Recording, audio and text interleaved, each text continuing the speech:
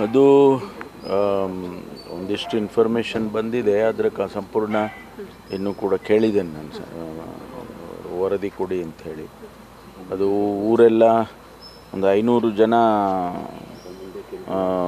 ಇರುವಂಥ ಗ್ರಾಮ, ಅದು 500 ಜನ ಇದೆ ಅಂಥೇಳಿ. ಅದರಲ್ಲಿ ಮೆಜಾರಿಟಿ ಶೆಡ್ಯೂಲ್ ಕಾಸ್ಟು ದಲಿತ ಸಮುದಾಯದವರು. ಅಲ್ಲಿ ಏನು ರೇಪ್ ಆಗಿದೆ ಅಂಥೇಳಿ ರಿಪೋರ್ಟ್ ಆಗಿದೆ. ಅದನ್ನು ಕಂಪ್ಲೇಂಟ್ ಕೊಟ್ಟಾಗ ಅವರು ನೀವು ಕಂಪ್ಲೇಂಟ್ ಕೊಟ್ಟಿದ್ದೇ ತಪ್ಪು ಅನ್ನೋ ರೀತಿಯಲ್ಲಿ ಊರಿನವರೆಲ್ಲ ಸೇರಿಕೊಂಡು ಬಹಿಷ್ಕಾರ ಹಾಕಿದ್ದಾರೆ.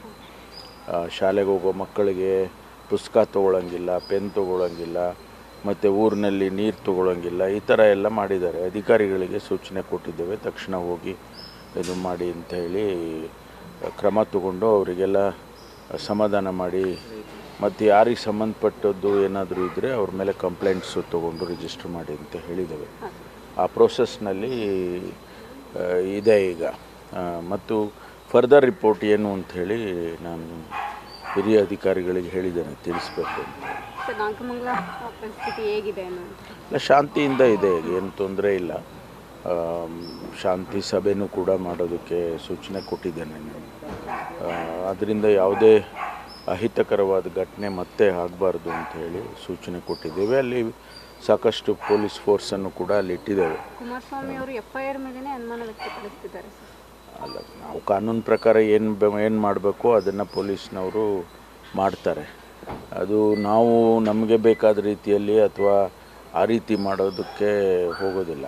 ಅಲ್ಲಿ ಏನು ಕಾನೂನು ಪ್ರಕಾರ ಏನು ಮಾಡಬೇಕು ಅದನ್ನು ಮಾಡ್ತಾರೆ. ಅವರು ಬಿಜೆಪಿ ಅವರು ಸತ್ಯ ಶೋಧನಾ ಸಮಿತಿ ರಚನೆ ಮಾಡಿದ್ದಾರೆ ಸರ್. ಮಾಡಲಿ, ಅವರು ಸತ್ಯ ಅವರ ಸತ್ಯನೂ ಶೋಧನೆ ಮಾಡಿ ನಮಗೆ ತಿಳಿಸಿದ್ರೆ ಅದರ ಮೇಲೆ ಕೂಡ ಏನಾದರೂ ಅವರು ಹೇಳೋದ್ರಲ್ಲಿ ಏನಾದರೂ ಆ ಸತ್ಯ ಶೋಧನೆಯಲ್ಲಿ ಸತ್ಯ ಇದ್ದರೆ ಅದನ್ನು ಕೂಡ ನಾವು ಗಮನಿಸ್ತೇವೆ.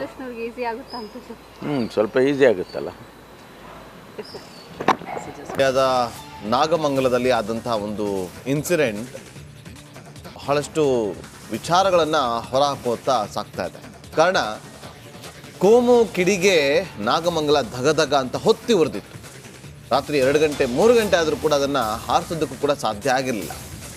ಈಗ ಆ ವಿಚಾರಕ್ಕೆ ಸಂಬಂಧಪಟ್ಟಂತೆ ಮೇಲ್ನೋಟಕ್ಕೆ ಶಾಂತವಾಗಿ ಕಂಡು ಬರ್ತಾ ಇದ್ರು ಕೂಡ ಒಳಗೊಳಗೆ ಕೊತ ಅಂತ ಇನ್ನೂ ಕೂಡ ಕುದಿತಾ ಇದೆ. ಎಲ್ಲ ಕೆಟ್ಟ ಮೇಲೆ ಬುದ್ಧಿ ಬರುತ್ತೆ ಅಂತಾರಲ್ಲ, ಅದೇ ರೀತಿಯಾಗಿ ಕೆಟ್ಟ ಮೇಲೆ ಬುದ್ಧಿ ಕಲಿತಂತಹ ಮಂಡ್ಯ ಜಿಲ್ಲಾಡಳಿತ.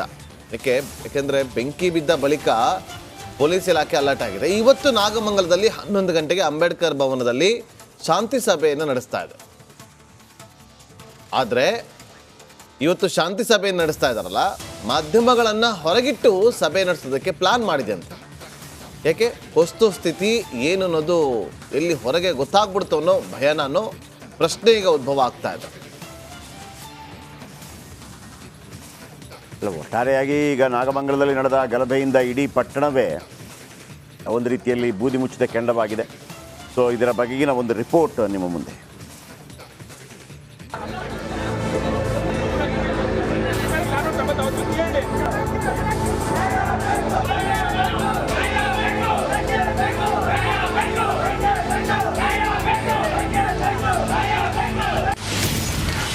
ಬೆಂಕಿ ಬಿದ್ದ ಬಳಿಕ ಪೊಲೀಸ್ ಇಲಾಖೆ ಅಲರ್ಟ್. ಕೆಟ್ಟ ಮೇಲೆ ಬುದ್ಧಿ ಕಲಿತ ಮಂಡ್ಯ ಜಿಲ್ಲಾಡಳಿತ.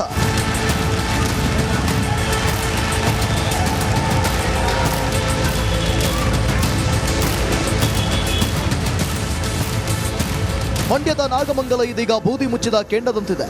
ಕೊಳ್ಳಿ ದೆವ್ವಗಳ ಅಟ್ಟಹಾಸಕ್ಕೆ ಧಗಧಗ ಅಂತ ಹೊತ್ತಿ ಉರಿದಿದೆ. ಗಣೇಶ ವಿಸರ್ಜನೆ ವೇಳೆ ದುಷ್ಕರ್ಮಿಗಳು ಹಚ್ಚಿದ ಕಿಚ್ಚಿನ ಕಿಡಿ ಉರಿಯುತ್ತಲೇ ಇದೆ. ಕೊಳ್ಳೆ ಹೊಡೆದ ಮೇಲೆ ಊರು ಬಾಗಿಲು ಹಾಕಿಕೊಂಡ್ರು ಅನ್ನೋ ಹಾಗೆ ಎಲ್ಲ ಮುಗಿದ ಮೇಲೆ ಪೊಲೀಸ್ ಇಲಾಖೆ ಈಗ ಎಚ್ಚೆತ್ತುಕೊಂಡಿದೆ.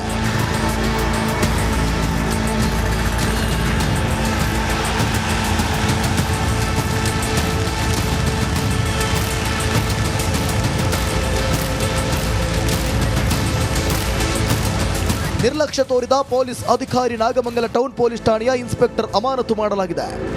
ಕರ್ತವ್ಯ ಲೋಪ, ನಿರ್ಲಕ್ಷ್ಯತನ ಹಿನ್ನೆಲೆ PI ಅಶೋಕ್ ಕುಮಾರ್ ಅಮಾನತು ಮಾಡಿ ದಕ್ಷಿಣ ವಲಯ DIGP ಬೋರಲಿಂಗಯ್ಯ ಆದೇಶ ಹೊರಡಿಸಿದ್ದಾರೆ.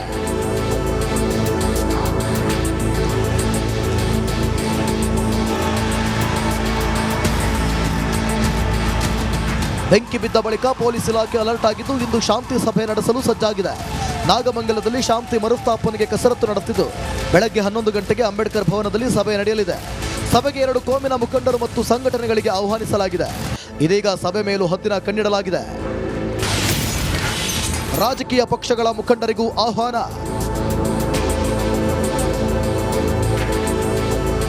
ಜಿಲ್ಲಾಧಿಕಾರಿ ಡಾಕ್ಟರ್ ಕುಮಾರ್ ಎಸ್ಪಿ ಮಲ್ಲಿಕಾರ್ಜುನ್ ಬಾಲದಂಡಿ ನೇತೃತ್ವದಲ್ಲಿ ಸಭೆ ನಡೆಯಲಿದೆ. ಮದ್ರಿಕೊಪ್ಪಲು ಮುಖಂಡರನ್ನು ಸಭೆಗೆ ಕರೆದಿದ್ದು ಇವರ ಜೊತೆಗೆ ರಾಜಕೀಯ ಪಕ್ಷಗಳ ಮುಖಂಡರಿಗೂ ಆಹ್ವಾನಿಸಲಾಗಿದೆ. ಶಾಂತಿಯಿಂದ ಇರಬೇಕೆಂದು ಅಧಿಕಾರಿಗಳು ಸಭೆಯಲ್ಲಿ ಮನವಿ ಮಾಡಲಿದ್ದು ಗಲಭೆ ಮರೆತು ಸೌಹಾರ್ದತೆಯಿಂದ ಬಾಳ್ವೆ ನಡೆಸಲು ಸಂದೇಶ ಸಾರಲು ಸಭೆಗೆ ಮುಂದಾಗಿದೆ.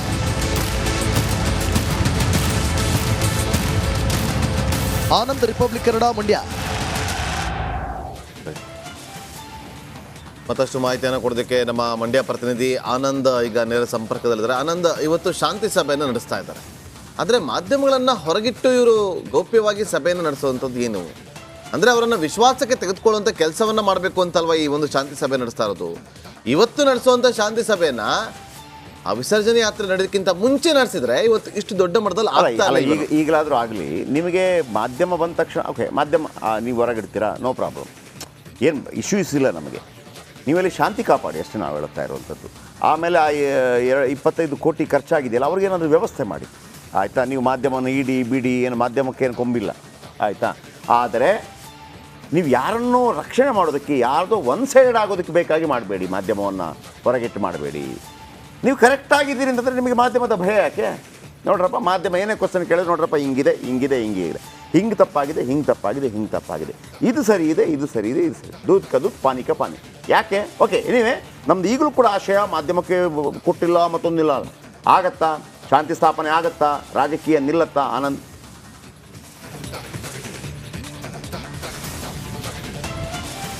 ಜೆ.ಪಿ. ಸರ್, ಏನು ನೀವು ಹೇಳ್ದಂಗೆ ಮಾಧ್ಯಮಕ್ಕೆ 2 ಕೊಂಬಿಲ್ಲ ಅಂದರೂ ಕೂಡ ಮಾಧ್ಯಮಗಳ ಕಂಡ್ರೆ ಸಚಿವರು ಹಾಗೂ ಜಿಲ್ಲಾಡಳಿತಕ್ಕೆ ಭಯ ಕಾಡ್ತಾ ಇರುವಂಥದ್ದು ಸತ್ಯ. ಯಾಕೆಂದರೆ ತಮ್ಮ ತಪ್ಪನ್ನು ಮುಚ್ಕೊಳ್ಳೋದಕ್ಕೆ ಜೊತೆಗೆ ತಮ್ಮ ಮುಜುಗರವನ್ನು ತಪ್ಪಿಸ್ಕೊಳ್ಳೋದಕ್ಕೆ ಮಾಧ್ಯಮವನ್ನು ದೂರ ಇಡುವಂಥ ಕೆಲಸ ಮಾಡ್ತಾ ಇರೋದಂತೂ ಅಕ್ಷರಶಃ ಸತ್ಯ. ಯಾಕೆಂದರೆ ಏನು ಗಣೇಶ ಚತುರ್ಥಿ ಎಂದೇ ಅಥವಾ ಹಿಂದೆ ಮುಂದೆ ಮಾಡಿದರೆ ಈ ಥರದೊಂದು ದೊಡ್ಡ ಘಟನೆ ನಡೀತಿರಲಿಲ್ಲ, ಅಥವಾ ಪೊಲೀಸ್ ಇಲಾಖೆ ಸ್ವಲ್ಪ ಮುಂಜಾಗ್ರತಾ ಕ್ರಮವನ್ನು ವಹಿಸಿದರೆ ಈ ರೀತಿ ದೊಡ್ಡ ಅನಾಹುತ ನಡೀತಿರಲಿಲ್ಲ.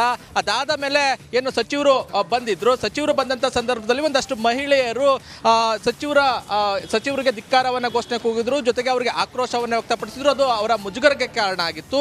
ಇವತ್ತು ಶಾಂತಿ ಸಭೆಯಲ್ಲಿ 2 ಕೋಮಿನ ಮುಖಂಡರುಗಳು ಒಂದಷ್ಟು ಪ್ರಮುಖರು ಭಾಗಿಯಾಗ್ತಾರೆ. ಅಲ್ಲಿ ಒಂದಷ್ಟು ಜಿಲ್ಲಾಡಳಿತ ಅಥವಾ ಸಚಿವರ ವಿರುದ್ಧವಾಗಿ ಮಾತನಾಡುವಂಥ ಸಾಧ್ಯತೆಗಳಿರ್ತದೆ.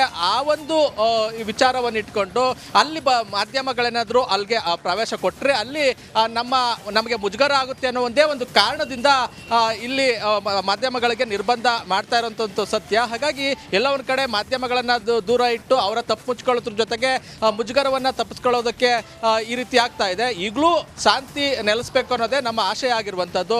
ಒಂದು ಕಡೆ ಮಾಧ್ಯಮಗಳನ್ನು ಹೊರ ಇಟ್ಟರೂ ಪರವಾಗಿಲ್ಲ, ಆದರೆ ಇನ್ನೂ ಈ ರೀತಿ ಘಟನೆ ಆಗದಂತೆ ಎಚ್ಚರಿಕೆಯನ್ನು ವಹಿಸಬೇಕಾಗಿದೆ. ಜಿಲ್ಲಾ ಉಸ್ತುವಾರಿ ಸಚಿವರು ಏನು ಮೊನ್ನೆ ಬಂದಂಥ ಸಂದರ್ಭದಲ್ಲಿ ಪರಿಹಾರ ಕೊಡ್ತೀನಿ ಅಂತ ಹೇಳಿದರು, ಆದರೆ ಇದುವರೆಗೂ ಕೂಡ ಯಾವುದೇ ರೀತಿಯ ತೀರ್ಮಾನ ಆಗಿಲ್ಲ. ಸಾಕಷ್ಟು ನಷ್ಟ ಆಗಿದೆ, ಕೋಟಿ ಕಳ್ಕೊಂಡವರು ಇದ್ದಾರೆ, ಜೊತೆಗೆ ಲಕ್ಷಾಂತರ ರೂಪಾಯಿ ಕಳ್ಕೊಂಡಂಥ ಬಡ ವ್ಯಾಪಾರಿಗಳು ಇದ್ದಾರೆ. ಅವರು ಪರಿಹಾರದ ನಿರೀಕ್ಷೆಯಲ್ಲಿದ್ದಾರೆ, ಯಾಕೆಂದರೆ ಅವರ ಬದುಕನ್ನೇ ಕಳ್ಕೊಂಡಿದ್ದಾರೆ, ಅವರು ಸಂಪೂರ್ಣವಾಗಿ ಬೀದಿಗೆ ಬಿದ್ದಿದ್ದಾರೆ. ಈಗ ಪರಿಹಾರವನ್ನು ಕೊಟ್ಟು ಅವರನ್ನು ರಕ್ಷಣೆ ಮಾಡುವಂಥ ಅವಶ್ಯಕತೆ ಇದೆ. ಅದ್ರ ಜೊತೆಗೆ ಇನ್ನೂ ಕೂಡ ನಾಗಮಂಗಲ ಬೂದಿ ಮುಚ್ಚಿದ ಕೆಂಡದಂತೆ ಇದೆ. ಮೇಲ್ನೋಟಕ್ಕೆ ಶಾಂತಿ ಅಂತ ಇದ್ರೂ ಕೂಡ ಇನ್ನೂ ಕೂಡ ಕೆಲವು ಅಂಗಡಿ ಮುಂಗಟ್ಟುಗಳು ಓಪನ್ ಆಗ್ತಾ ಇಲ್ಲ, ವ್ಯಾಪಾರ ಮಾಡೋದಕ್ಕೆ ವರ್ತಕರು ಕೂಡ ಇನ್ನೂ ಎದುರ್ತಾ ಇದ್ದಾರೆ. ಅಲ್ಲೊಂದು ಏನು ಮಳಿಗೆಗಳು ಓಪನ್ ಆಗ್ತಾ ಇದೆ. ಆದರೂ ಕೂಡ ಶಾಂತಿ ನೆಲೆಸಬೇಕು ಅಂದರೆ ಇನ್ನೊಂದಷ್ಟು ಮುಂಜಾಗ್ರತಾ ಕ್ರಮವನ್ನು ತೆಗೆದುಕೊಳ್ಬೇಕು, ಅವರಿಗೆ ಧೈರ್ಯ ಹೇಳುವಂಥ ಕೆಲಸ ಆಗಬೇಕು, ಅದನ್ನಾರು ಆಗಬೇಕು ಅನ್ನೋದೇ ನಮ್ಮ ಆಶಯ ಆಗಿರುವಂಥದ್ದು. ಜೆ.ಪಿ. ಸರ್, ಥ್ಯಾಂಕ್ ಯು ನಿಮ್ಮೆಲ್ಲ ಅಪ್ಡೇಟ್ಸ್ಗೆ. ಅಲ್ವಾ, ಒಂದು ಈಗ ಅವ್ರು ಹೇಳೋ ಪ್ರಕಾರ ನೀವು ಭಯ ಯಾಕೆ ಮಾಧ್ಯಮವನ್ನು ಕಂಡ್ರೆ? ಆದರೂ ನಾವು ಹೇಳ್ತಾ ಇರೋದು, ನಾವು ಮೊದಲೇ ಹೇಳ್ತಾ ಇದ್ದೀವಿ, ಆಯ್ತಪ್ಪ ನಮ್ಮನ್ನು ಕಂಡ್ರೆ ಭಯ ಆಗುತ್ತೆ ನಿಮಗೆ, ಶಾಂತಿ ಸ್ಥಾಪನೆ ಮಾಡ್ತೀರಾ, ನಾವು ದೂರ ಬಂದ್ಬಿಡ್ತೀವಿ. ನಮ್ಗಲ್ಲಿ ಕೆಲಸನೇ ಇರಲ್ಲ. ನೀವು ಅಲ್ಲಿ ಆಲ್ರೆಡಿ ಮೊನ್ನೆ ಗಣೇಶೋತ್ಸವ ವೇಳೆ ಆರಾಮಾಗಿ ಗಣಪತಿ ಹೋಗಿದ್ದಿದ್ರೆ ಒಂದು ವೇಳೆ ಕಿರಿಕಿರಿ ಆಗುತ್ತೆ ಅನ್ನೋ ಕಾರಣಕ್ಕಾಗಿ ಡಿವೈಸ್ ಮತ್ತು ಇನ್ಸ್ಪೆಕ್ಟರ್ ಅಲ್ಲೇ ಇದ್ದು ಎಲ್ಲವನ್ನು ನೋಡ್ಕೊಂಡಿದ್ದಿದ್ರೆ ಗಲಾಟೆ ಆಗದೆ ಮಾಧ್ಯಮ ಬರ್ತಾನೆ ಇರಲಿಲ್ಲ ಅಲ್ಲಿಗೆ. ಸರ್, ಆಮೇಲೆ ಇನ್ನೂ 3 ಗಣೇಶ ಇದೆ ಸರ್ ಅಲ್ಲಿ ವಿಸರ್ಜನೆ ಮಾಡಬೇಕು. ಓಕೆ, ಸೊ ಹಾಗಾಗಿ ಇವತ್ತು ಶಾಂತಿ ಸಭೆಯನ್ನ ಮಾಡ್ತಿದ್ದಾರೆ. ಚೆನ್ನಾಗಿ ಮಾಡಿಕೊಡಿ, ಅದನ್ನು ಚೆನ್ನಾಗಿ ಮಾಡಿಕೊಡಿ. ನಿಮ್ಮ ವೋಟ್ ಬ್ಯಾಂಕ್ ಆಗಿ ಯಾರ್ಯಾರಿಗೆ ಬೆಂಕಿ ಹಚ್ಚಿಸ್ಬೇಡಿ ಅಷ್ಟೇ ನಾವು ಕೇಳ್ಕೊತಾ ಇರೋದು. ಓಕೆ.